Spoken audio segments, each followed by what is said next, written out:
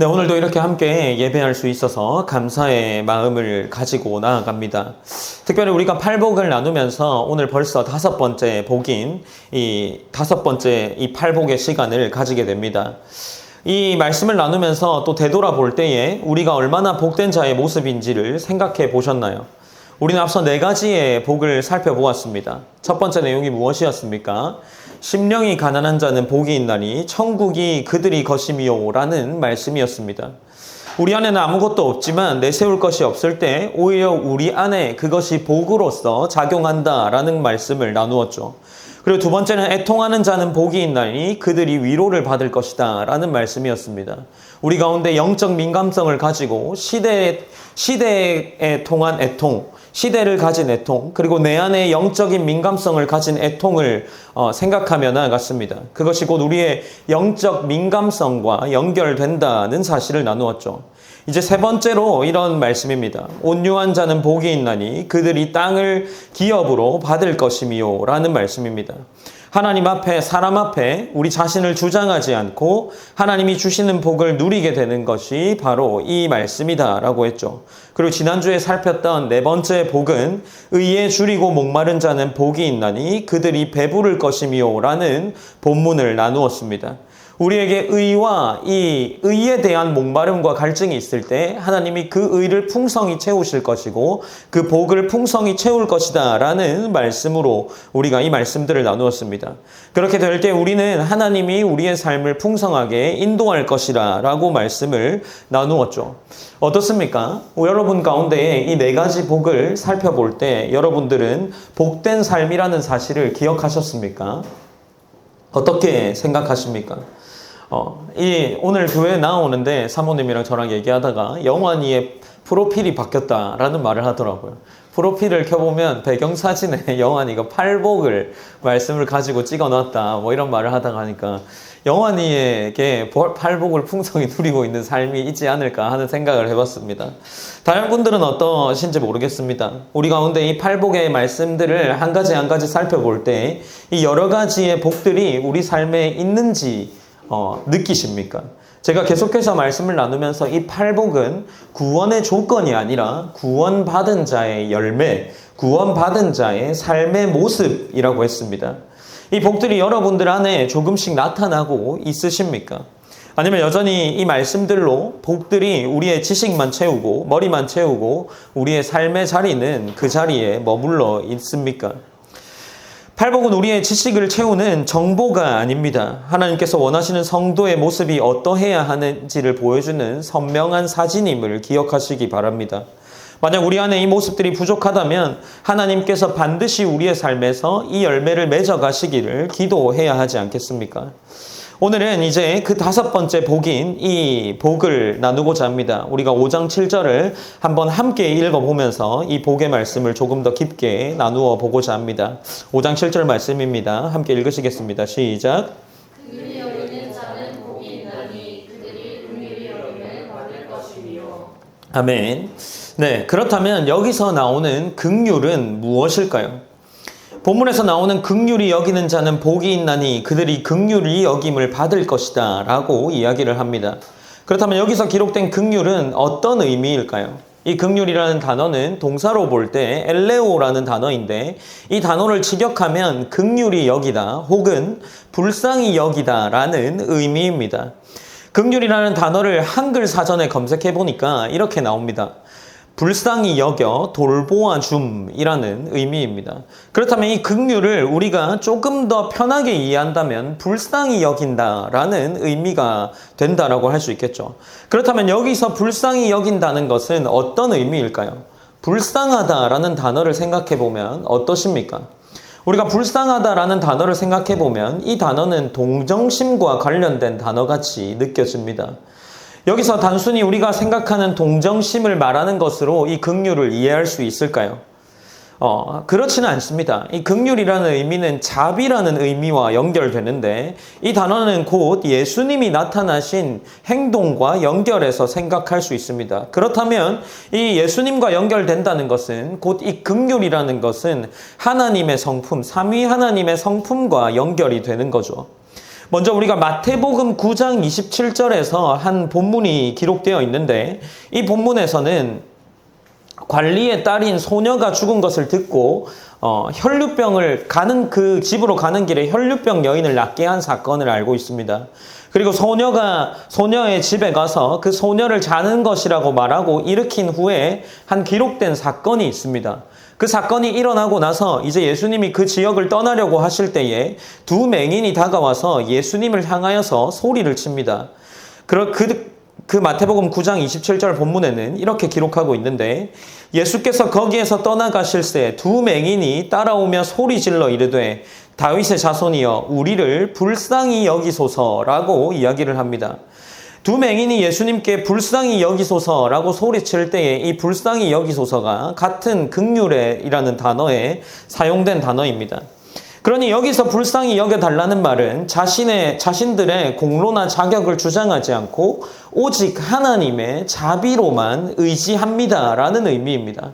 긍휼은 곧 연민 이상의 것이고 단순히 안타까워한다가 아니라 예수님께 그 불쌍히 여겨달라는 요청을 했을 때 예수님께서 그 연민을 행동으로 옮긴다는 그러한 의미에 가깝습니다.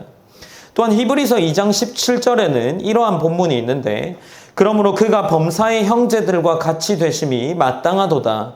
이는 하나님의 일에 자비하고 신실한 대제사장이 되어 백성의 죄를 속량하려 하심이라 라고 기록합니다. 여기서 자비하고 라는 단어가 동일한 단어입니다. 여기서 사용된 자비의 의미를 이해하기 쉽도록 설명하면 긍휼은 단순한 감정이 아니라 자신을 낮추어서 동일한 연약함을 경험하심으로 참된 위로와 구원을 베푸시는 실천적 사랑을 의미하는 것으로 이해해야 합니다. 그렇다면 긍휼이 무엇이겠습니까? 단순히 마음이 안타깝다, 불쌍하다 하는 동정심을 넘어서는 겁니다. 실제 행동으로 돕고 품고 용서하고 새롭게 하는 하나님의 자비가 바로 이 긍휼이라는 겁니다. 그렇다면 긍휼은 무엇이겠습니까? 한 사람의 고통의 마음이 붙잡혀서 그 사람을 위해서 손발이 움직이는 것을 바로 긍휼이라고 할 수 있습니다. 이와 더불어 긍휼이라는 단어가 사용된 헬라어를 생각해 볼 때 마음에서 나오는 불쌍히 여기다라는 단어와 차이가 있습니다. 긍휼이 불쌍히 여기다라는 의미를 가지고 있지만 실제로 불쌍히 여기는 마음은 다른 단어에 더 많이 사용되고, 여기서 사용되는 긍휼은 더 행동의 차원에 가깝다라는 겁니다.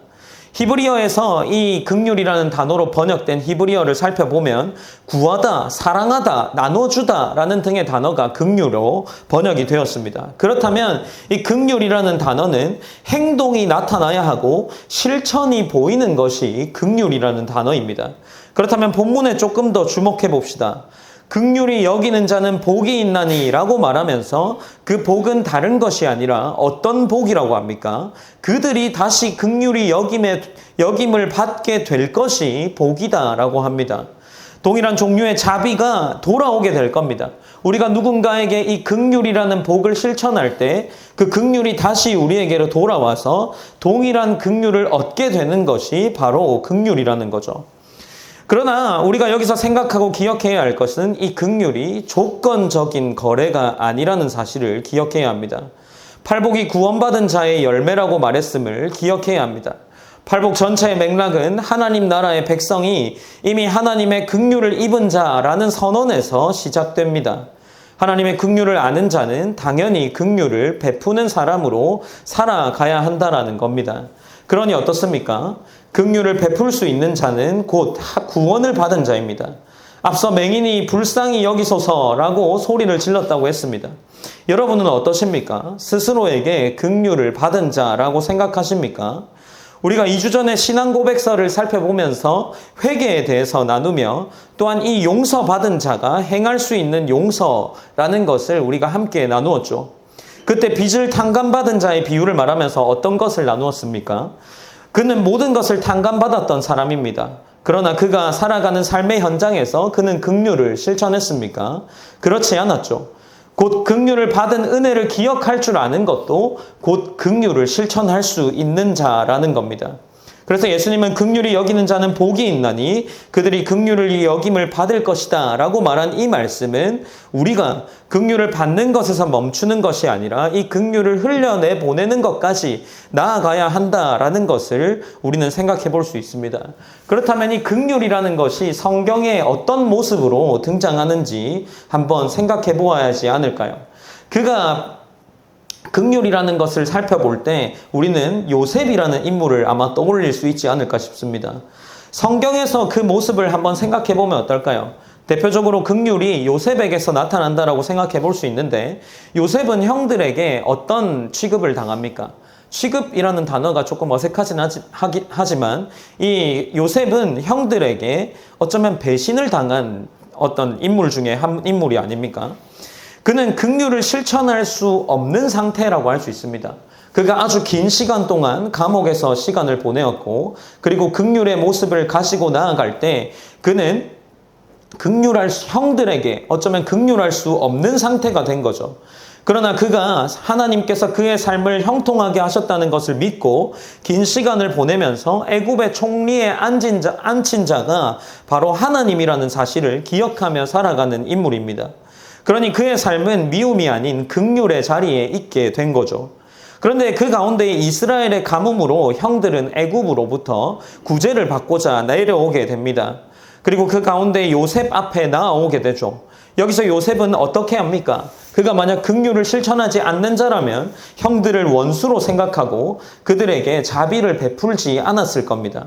그러나 요셉은 이 형들을 살려주는 모습을 더불어 그들에게 구제하고 그들을 더 풍성히 하게 하는 삶의 모습을 보입니다. 그래서 요셉은 이런 말을 하죠. 당신들은 나를 해하려 하였으나 하나님은 그것을 선으로 바꾸사 오늘과 같이 많은 백성의 생명을 구원하게 하셨나이다 라고 합니다. 그렇다면 이 요셉에게서 나타난 모습이 바로 긍휼의 모습이다 라고 할 수 있죠. 이런 긍휼을 기억하는 게 쉬울까요? 대부분의 사람들은 자신이 받은 긍휼을 쉽게 잊어버리는 것 같습니다. 성경에서도 인물들이 대표적으로 등장하기도 합니다. 성경에서 몇 번이고 우리는 긍휼한 인물을 발견할 수도 있지만 긍휼을 잊어버린 인물도 발견할 수 있습니다. 모세도 하나님께 몇 번의 기적을 경험하고 그가 이끌어낸 기적들이 많이 있지만 그는 하나님을 원망하고 하나님으로부터 가나안 땅에 들어갈 수 없게 되는 입장에 처하기도 합니다. 다윗도 하나님께 많은 수많은 은혜를 받았지만 그 또한 2번이나 하나님 앞에 아주 큰 실수를 하게 됩니다. 긍휼을 잊어버린 거죠. 선지자인 요나는 어떻습니까? 하나님의 말씀을 대언하는 대언자이지만 그가 하나님께서 전하라는 메시지를 제대로 전하지 않습니다. 그의 생각대로 이 니느웨라는 곳의 백성들은 하나님의 심판을 받아 마땅한 자이기 때문에 하나님의 명령을 대충 행하면서 자신이 생각한 죄인을 향해서 하나님의 메시지를 제대로 전달하지 않습니다. 이것처럼 성경에 나타난 인물들도 긍휼을 실천하는 것이 쉽지 않습니다. 그러나 긍휼히 여기는 자의 모습은 그렇지 않다라는 것을 요셉을 통해 나누었습니다. 하나님의 말씀이 삶에 녹아있고 그 삶을 살아내기 위한 마음이 아닌 실천이 있는 것이 바로 긍휼이라는 사실을 우리는 기억해야 합니다. 우리는 선한 사마리아인의 비유를 한번 생각해 보면 어떨까요? 물론 이 비유는 긍휼히 여김을 받는 모습을 말하고자 하는 비유는 아닙니다. 그러나 사마리아인의 비유에서 누군가를 긍휼히 여길 때에 그 실천이 어떻게 되어야 하는지를 보여주는 모습의 좋은 본문이라고 할 수 있습니다. 선한 사마리아인의 비유에는 3사람이 등장합니다. 제사장과 레위인과 사마리아인이죠. 제사장은 어떤 사람입니까? 하나님의 제사를 대신해서 백성의 제사를 대신해서 드리는 사람입니다. 그는 하나님의 긍휼을 실천해야만 하는 사람이죠. 하나님께 드려질 제사를 드리는 자라면 얼마나 긍휼을 잘 실천해야겠습니까? 그러나 선한 사마리아인의 비유에서는 강도받은 자를 무시하고 지나가는 인물로 등장합니다.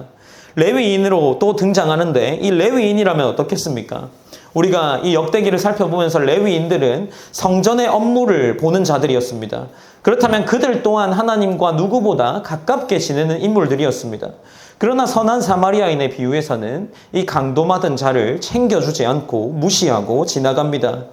그렇다면 조금 더 확대해 보면 이러한 자들은 긍휼히 여김을 받은 사람이었습니다. 레위인과 제사장들은 하나님으로부터 특별한 사명을 받아서 성전과 관련된 업무를 보는 자들이었습니다. 그렇다면 그들의 삶의 모습 속에서 긍휼이 여김을 누구보다 받은 자임을 스스로 알고 있었을 겁니다. 그러나 그들은 긍휼을 실천하지 않는 모습을 보이죠. 그러나 어떻습니까? 선한 사마리아인의 모습 속에서는 조금은 다른 모습이 나타납니다. 선한 사마리아인은 강조받은 사람을 그저 스쳐 지나가지 않고 가까이 다가간다라고 본문에 기록되어 있습니다. 그리고 나서 그에게 다가가서 기름과 포도주를 상처에 부어준다라는 본문이 기록되어 있으며 소독하며 돌보고 나오는 장면이 기록되어 있죠. 그리고 그를 데리고 가서 주막에서 돌보게 하며 자신의 재정을 헌신합니다. 진짜 긍휼은 어떤 긍휼이겠습니까? 그 선한 사마리아인의 모습 속에서 나타나는 긍휼은 발걸음을 멈추고 시간과 돈과 마음을 쓰게 하는 것을 보여주는 장면입니다. 그렇다면 이 본문에서 이야기하는 긍휼, 그리고 예수님이 이야기하는 긍휼은 무엇이겠습니까? 진짜 긍휼은 발걸음을 멈추고 시간과 돈과 마음을 쓰는 것이 바로 긍휼이라는 겁니다. 긍휼은 바로 이런 모습을 의미합니다. 사랑하는 성도 여러분, 그렇다면 이러한 긍휼의 모습이 오늘날에는 어떻게 나타날 수 있겠습니까? 우리는 이것을 봉사라는 개념으로 쉽게 생각할 수 있지 않을까 합니다.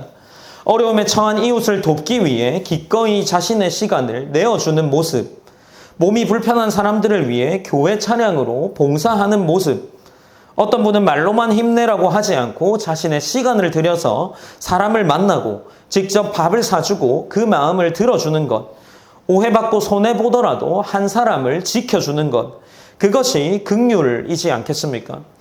말씀을 준비하면서 오늘날에 나타나는 긍휼이 어떤 모습일까라고 생각을 해볼 때 사실 오늘날에는 긍휼을 실천하기가 참 쉬운 시대가 아닐까라고 생각해 보았습니다. 왜 그런 생각을 했냐면 오늘날은 예전과 비교할 수 없을 만큼 자신의 삶을 잘 드러냅니다. 그리고 잘 나타내고 그러한 삶을 보여주기 위하려고 노력하는 것 같습니다. SNS나 뉴스를 통해서 멀리 있는 사람의 아픔까지도 우리는 긍휼로서 실천할 수 있게 되는 상황에 있습니다.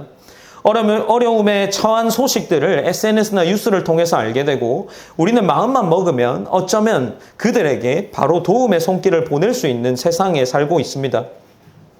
우리나라에서 뿐만입니까? 먼 나라에 있는 재난 현장에서도 우리는 기도하고 헌금하고 직접 봉사자로 갈 수도 있습니다.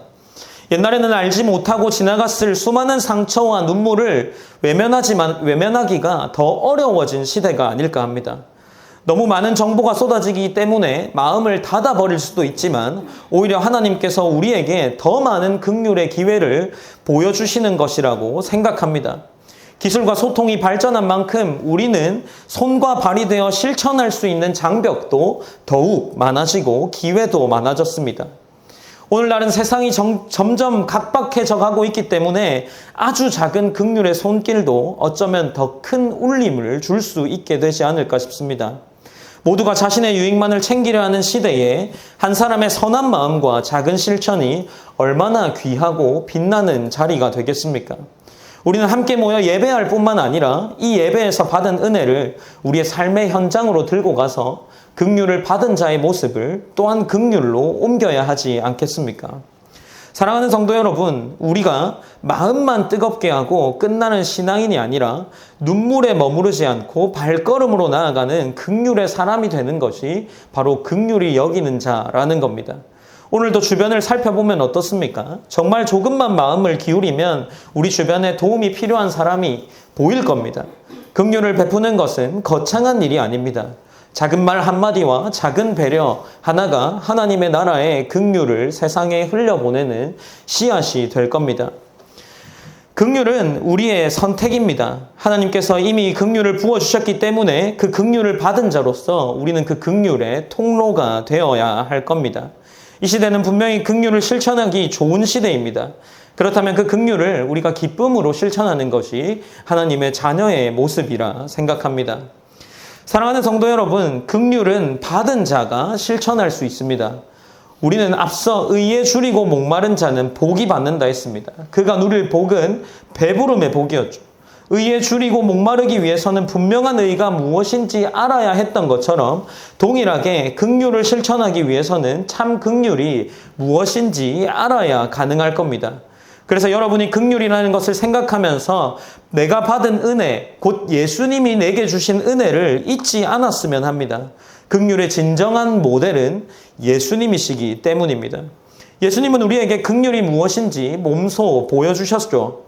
예수님은 말로만 긍휼을 가르치신 분이 아니라 그 긍휼을 직접 실천하셨습니다. 도움을 요청할 때에 병든 자를 만지셨고 죄인과 세리의 집에 들어가셨습니다.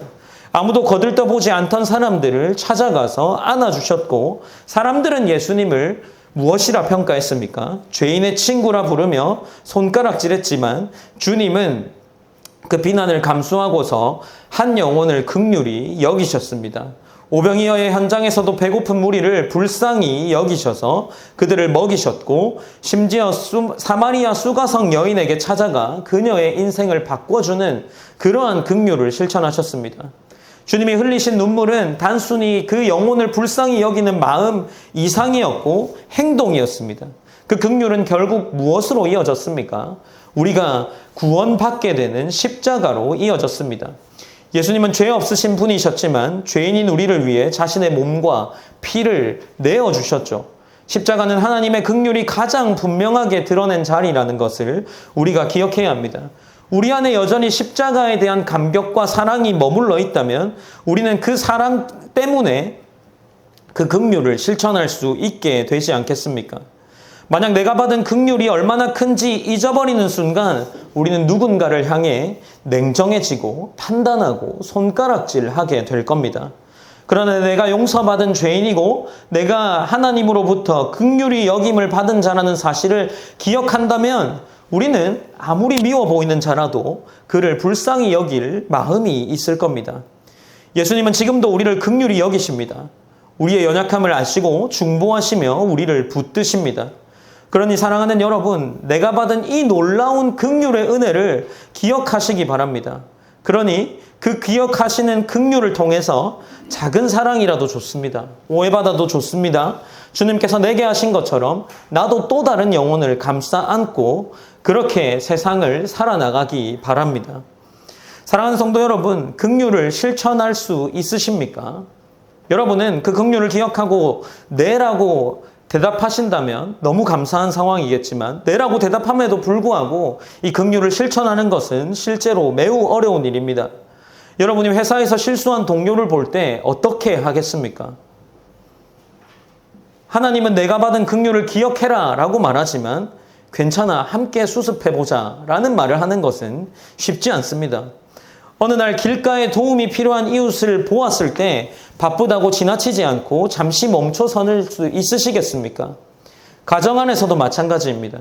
가족의 허물을 덮어주고 다시 기회를 주는 것, 그것이 긍휼인데 그것이 쉽지 않습니다. 긍휼은 손해를 보는 겁니다. 하지만 주님께서 약속하셨습니다. 긍휼히 여기는 자에게 무엇을 주신다 하셨습니까? 동일한 긍휼의 여김을 받게 될 것이라고 이야기합니다. 개인적으로 이런 생각을 합니다. 긍휼한 사람이 되기를 원합니다 라고 기도하면 우리에게 긍휼이라는 것을 더 뜨겁게 이해할 수 있는 마음을 주는 것이 아니라 저는 늘상 긍휼한 마음을 가지기 원합니다 하면 제가 일주일을 사는 삶 가운데 긍휼을 실천할 기회를 주셨습니다. 그 가운데 긍휼을 실천하는 것은 내가 어떤 선택을 하느냐라는 거죠. 늘상 그런 기회들이 저에게 주어졌던 것 같습니다. 말씀을 준비하기 전인데 이번 주 월요일인가 화요일 날에 제가 교회를 나가서 낮에 이 길을 걸으니까 저 행복주택 앞에 할아버지가 쓰러져 있었습니다.